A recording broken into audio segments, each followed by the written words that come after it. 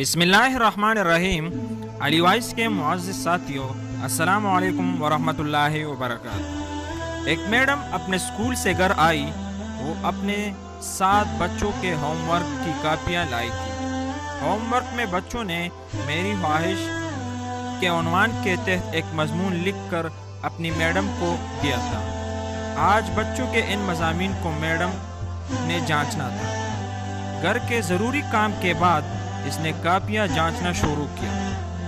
اس کے شوہر قریب ہی اپنے اسمارٹ فون پر اپنا پسندیدہ کھیل کینڈی کرش ساگا کھیلتے ہوئے ٹہل رہے تھے۔ آخری پرچہ پڑھتے ہی میڈم نے پوٹ پوٹ کر رونا شروع کر دیا۔ اس کے سسکیوں کو سن کر اس کے شوہر دوڑتے ہوئے آئے اور اس سے رونے کی وجہ دریافت کی۔ کیا ہو گیا؟ کیوں رو رہی ہو؟ اس نے جواب دیا، کل میں نے بچوں کو میری خواہش اس عنوان پر مضمون لکھنے کا ہوم ورک دیا تھا، وہی جانچ رہی تھی۔ اس آخری مضمون نے مجھے اتنا متاثر کیا کہ میں بے تحاشا رونے لگی۔ اس کا شوہر متجسس ہو کر اس نے پوچھا، کیا مضمون ہے؟ ذرا میں بھی تو سنو۔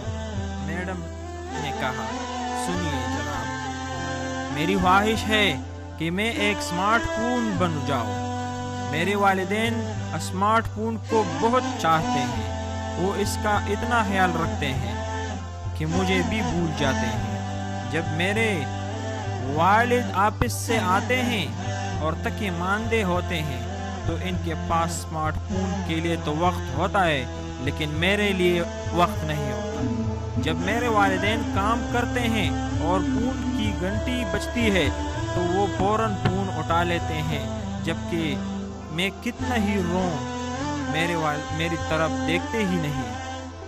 وہ اپنے اسمارٹ فون پر کھیل کھیلتے ہیں، میرے ساتھ کوئی بھی نہیں کھیلتا۔ جب وہ فون پر کسی سے بات کرتے ہیں تو میری کوئی بات نہیں سنتے، چاہے میں کتنی ہی اہم بات کہوں۔ اس لیے میری خواہش ہے کہ میں ایک اسمارٹ فون بنوں۔ یہ سنتے ہی شوہر جذباتی ہو گیا اور اس نے بلند آواز سے پوچھا، یہ مضمون کس بچے نے لکھا ہے؟ میڈم نے کہا، ہمارے اپنے ہی بیٹے نے لکھا ہے۔ دوستو، یہ ایک حقیقت ہے۔ یاد رہے، آلات مفید ہوتے ہیں، وہ ہمارے کام آسان کرنے کے لیے ہوتے ہیں، نہ کہ ہمیں اپنے پیاروں سے دور کرنے کے لیے۔ بچے اپنے معاشرے میں جیتے ہیں، اس کی ہر چیز کو دیکھتے، سنتے اور سمجھتے ہیں، اس کے اثرات قبول کرتے ہیں۔